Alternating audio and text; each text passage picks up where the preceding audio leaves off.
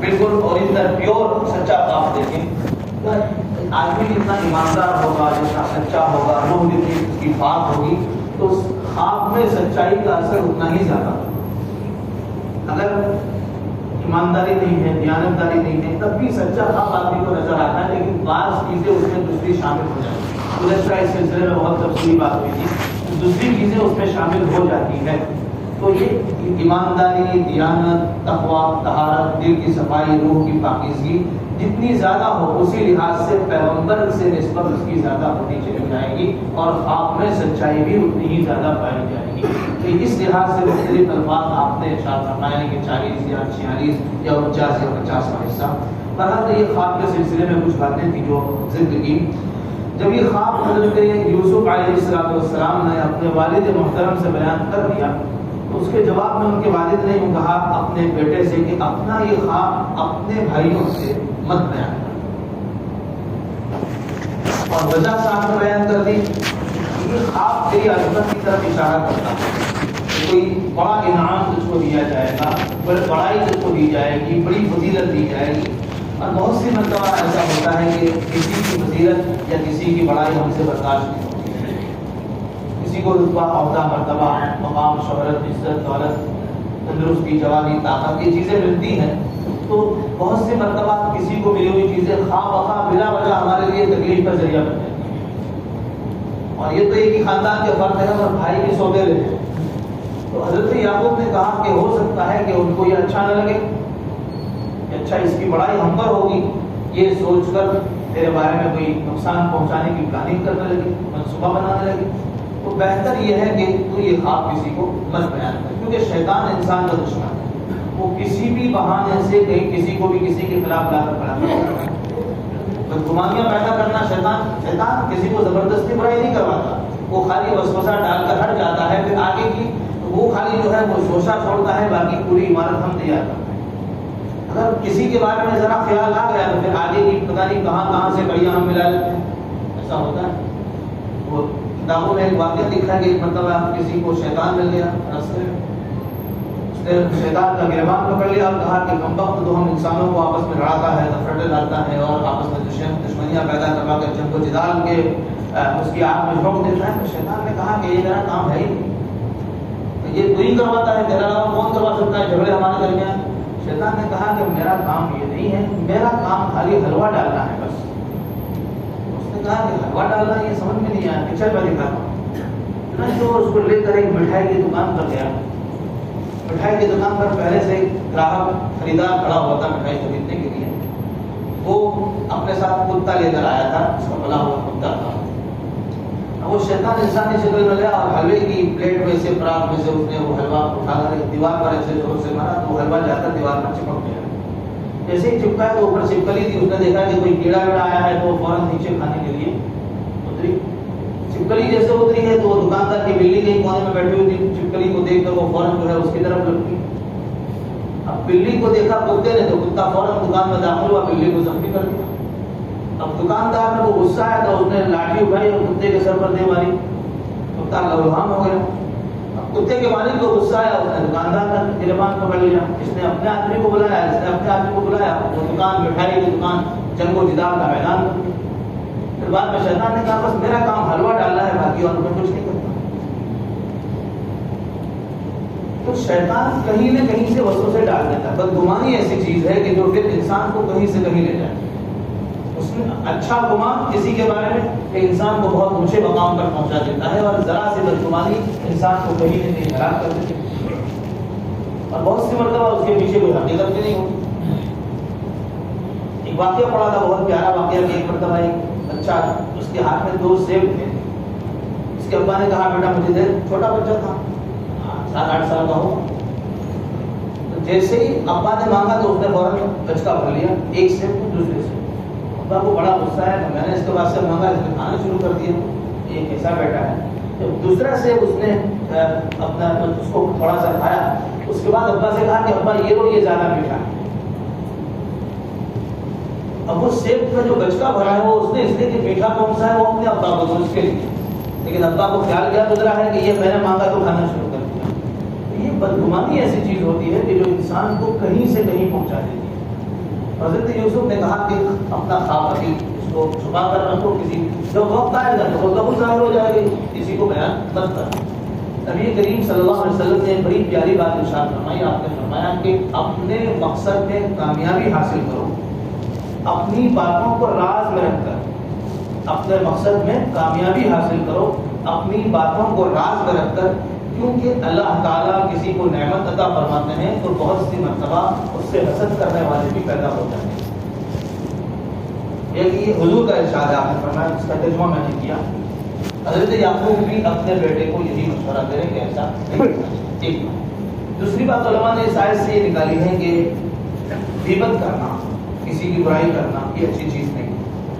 بہت بری چیز ہے، اور اس پر سخت وعیدیں بھی ذکر فرمائی گئی ہیں۔ کسی کی برائی کرنا یہ اچھا نہیں، لیکن اگر کسی سے کسی کو کوئی تکلیف پہنچنے کا خطرہ ہو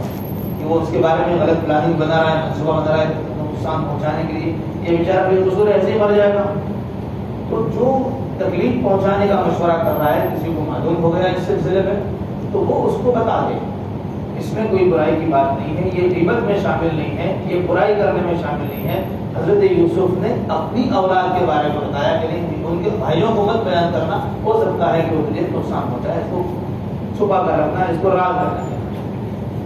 اور ساتھ میں اس کو شیطان کے ساتھ بھی جوڑ دیا، ان الشیطان للانسان عدو مبین، کیونکہ شیطان انسان کا بھلا ہوا دشمن ہے۔ یہ چیز بنیادی چیز، تو بہت اہم پیغام ہے، یعنی یہ بڑے سے بڑی بات پیش آنے پر اس کو ہم شیطان کی طرف منسوخ کر کے نکل جائیں، اس کو ہلکا بنا سکتے ہیں اس بڑے سے بڑے معاملے میں۔ یہ قرآن ہمیں سکھا رہا ہے کہ شیطان کا کام تھا، اس نے ہمارے درمیان یہ ڈال دیا، ختم کرو اس کو، نپٹاؤ اور دل صاف کرو، ان الشیطان للانسان عدو مبین۔ اچھا، یہ تو بعد میں ہو سکتا ہے کہ خواب پتہ چل گیا تھا، واقعہ نہیں بتا رہا ہے، اور بھائیوں نے حضرت یوسف علیہ السلام کے ساتھ جو برتاؤ کیا، جو معاملہ کیا، آپ کو کنویں میں ڈالا، اس کے بعد آپ کو بیچ دیا، اور جب حضرت یوسف بڑے مقام پر پہنچ گئے ہیں تو ان کے سامنے جا کر ان سے کہا تھا کہ یہ حضرت یوسف کے سگے بھائی کو لے کر گئے تھے ایک مرتبہ مصر اناج اللہ راشن لینے کے لیے، اور وہاں پر ایک خاص واقعہ پیش آیا تو حضرت یوسف کے سامنے کھڑے لے کر کریں کہ اس نے چوری کی ہے، اس کا ایک بھائی تھا، یعنی حضرت یوسف، ان کے چونکہ پہچانتے نہیں تھے، اس نے بھی اس طرح کیا تھا، ان کے سامنے کھڑے ہو کر کہہ رہے ہیں، لیکن حضرت یوسف نے کوئی بھی اس پر ریئیکشن نہیں ظاہر ہونے دیا، اور بعد میں جا کر سب بھائی آپس میں ملے ہیں اور سب کی آپس میں ملاقات ہو گئی ہے، تو اس پر انہوں نے ایک جملہ عجیب کہا ہے، جس کو اس صورت یہ واقعہ جہاں پورا ہو رہا ہے وہاں پر ذکر کیا ہے۔ انہوں نے کہا کہ وقت احسن ابھی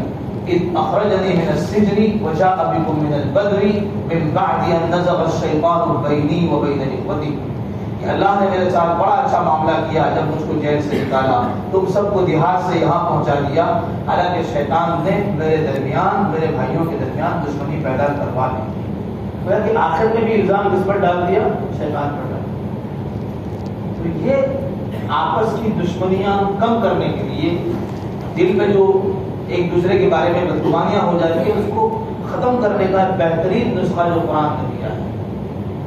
اور ایک بزرگ کا ایک جملہ میں نے پڑھا تھا، مجھے بھی یاد ہے، انہوں نے لکھا تھا کہ قیامت کے دن بھی اللہ تعالیٰ یہی کہیں گے کہ جیسے وہ مثال سے انہوں نے کہا تھا کہ کوئی بچہ شرارت کرتا ہے یا بگڑ جاتا ہے تو اس کی ماں، اکثر ماں یہی کہتی ہے کہ میرا بچہ ایسا نہیں تھا، وہ فلاں کی صحبت میں رہا ویسا ہو گیا۔ یہ ہوتا ہے عام طور پر، یہ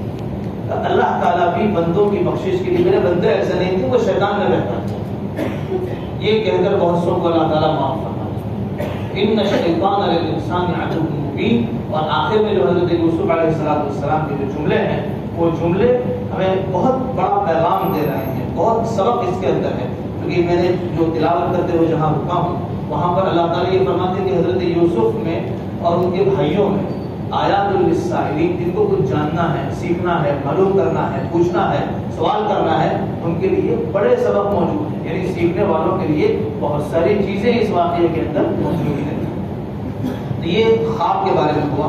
حضرت یعقوب نے آگے یوں بھی کہا، وہ کذالک، جیسے یہ خواب دکھا کر یہ بتایا جا رہا ہے کہ تجھے اللہ تعالیٰ بڑا مقام دیں گے، بڑا مرتبہ عطا فرمائیں گے، اسی طرح تیرا رب جو ہے وہ تجھے چن لے گا۔ چننے سے بڑا عام طور پر نبوت دینا ہوتا ہے، نبوت سے سرفراز کرنا، اور اللہ تعالیٰ تجھے باتوں کا مطلب سکھائے گا، یعنی ہر بات کا صحیح مطلب کیا ہوتا ہے، اندر ڈیپ میں اتر کر بات کی حقیقت تہ میں اتر کر اس کا جو ہے اس کی سچائی معلوم کرنے کا فن دے گا، یا خوابوں کی تعبیر تجھ کو سکھلائے گا اور اپنا انعام تجھ پر مکمل کرے گا۔ انعام سے مراد علماء نے لکھا ہے کہ انعام سے مراد نبی بنانا ہے، یعنی اللہ تعالیٰ تجھ کو نبوت سے سرفراز کرے گا۔ اور اس سے پہلے بھی اللہ نے احسان کیا ہے، وہ بتا رہے ہیں کہ یہ نبوت جو ہے اللہ تعالیٰ نے اس سے پہلے بھی احسان ہمارے خاندان پر کیا ہے کہ حضرت ابراہیم جو ہے وہ نبی تھے، ان کے بیٹے حضرت اسحاق تھے وہ نبی تھے۔ دو کا تذکرہ کیا ہے، دو تذکرہ کیا، حضرت ابراہیم کا، حضرت اسحاق۔ حضرت یوسف سے بات ہو رہی ہے، حضرت یوسف بیٹے ہیں حضرت یعقوب کے، حضرت یعقوب بیٹے ہیں حضرت اسحاق کے، اور حضرت اسحاق بیٹے ہیں حضرت ابراہیم۔ اب ہونا یوں چاہیے کہ حضرت یعقوب یوں کہتے ہیں کہ یہ نبوت کی جو بات کر رہا ہوں میں، نبی بنائیں گے تو پہلے بھی اللہ نے ہمارے خاندان میں نبی بنائے ہیں، جیسے کہ حضرت ابراہیم کو بنایا، حضرت اسحاق کو بنایا اور مجھے بنایا، کہ وہ بھی تھے نبی تھے، لیکن اپنا تذکرہ بیچ سے نکال دیا۔ بہت سے موقع ایسے ہوتے ہیں جہاں اپنا نام نہیں لیا جاتا، اور بہت سے موقع ہوتے ہیں جہاں اپنا نام لیا بھی جاتا ہے۔ اسی صورت میں آگے جا کر آئے گا، حضرت یوسف کا جب پتہ چل گیا کہ حضرت یوسف ہے، مصر میں ہے، بڑے عہدے پر فائز ہے، بڑی عزت اللہ نے عطا فرمائی ہے، تو اس پر حضرت یعقوب نے کہا میں تم سے پہلے کہتا تھا کہ میں وہ جانتا ہوں جو تم نہیں جانتے، میں وہ جانتا ہوں جو تم نہیں جانتے، میں جو کہہ رہا تھا یہ آخر میں جا کر یہ جملہ اپنے بارے میں انہوں نے ارشاد فرمایا۔ لیکن یہاں پر جب یہ تذکرہ کیا تو انہوں نے اپنا نام بیچ سے نکال دیا، حضرت اپنے والد کا نام لیا اور اپنے دادا حضرت ابراہیم کا نام لیا کہ اللہ تعالیٰ نے ان کو بھی نعمت نبوت سے سرفراز فرمایا تھا۔ ان ربک علیم حکیم، بے شک تیرا رب بہت جاننے والا ہے، حکمت والا ہے۔ لقد كان في يوسف واخوته آیات للسائلین، یقیناً یوسف میں اور یوسف کے بھائیوں میں پوچھنے والوں کے لیے نشانی۔ یہ پوچھنے والے کون؟ اس کے بارے میں دو رائے علماء نے بتائی۔ ایک جب سورت شروع کی تھی اس وقت بات آئی تھی کہ نبی کریم صلی اللہ علیہ وسلم سے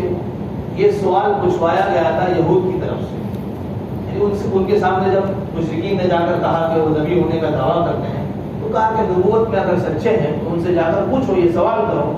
کہ حضرت یعقوب علیہ السلام رہنے والے تھے ملک شام کے، فلسطین کے، پھر وہ ان کا پورا خاندان وہاں سے اٹھ کر وہاں سے منتقل ہو کر مصر کیسے پہنچ گیا؟ ان سے پوچھو، ان سے معلوم کرو۔ اگر اس کا جواب وہ بتاتے ہیں تو یقین کرو کہ نبی ہے، اگر نہیں بتاتے ہیں تو اس صورت میں وہ صحیح نہیں بولے۔ اور یہ واقعہ ایسا تھا کہ جو مشہور نہیں تھا، بہت سے واقعات ایسے ہوتے ہیں جو مشہور ہوتے ہیں، سب جانتے ہوتے ہیں، لیکن یہ واقعہ ایسا تھا کہ جو مشہور نہیں تھا، کہ کسی نے آپ نے سنا، کسی نے سنا ہو، کسی کو کسی نے بتایا ہو، کسی سے کوئی بات کان میں بات پڑی ہوئی ہو، یہ ایسا نہیں تھا۔ تو نبی کریم صلی اللہ علیہ وسلم نے یہ واقعہ بتایا، بہت تفصیل سے بتایا، اور وہ پہلو اس میں ذکر کیے کہ جو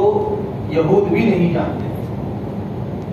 اس کے بارے میں کہا کہ تو آپ سے پوچھنے والے ہیں، سوال کرنے والے ہیں، آپ اس کی نبوت کی نشانی کے طور پر اس کو آپ سے پوچھوایا ہے، آئیے ان کے لیے اس میں آیات ہے، سبق ہے، سیکھنے کی چیزیں ہیں۔ اچھا، اسی صورت میں جہاں یہ واقعہ ختم ہوتا ہے اس کے فوراً بعد اللہ تعالیٰ فرماتے ہیں ذَلِكَ مِنْ أَنْبَاءِ الْغَيْبِ نُوحِيهِ إِلَيْكَ، کہ یہ واقعہ جو ہم نے بیان کیا یہ غیب کی خبر ہے جو ہم نے آپ تک پہنچائی ہے، آپ تک وحی کی ہے۔ وَمَا كُنْتَ لَدَيْهِمْ إِذْ أَجْمَعُوا أَمْرَهُمْ وَهُمْ يَمْكُرُونَ،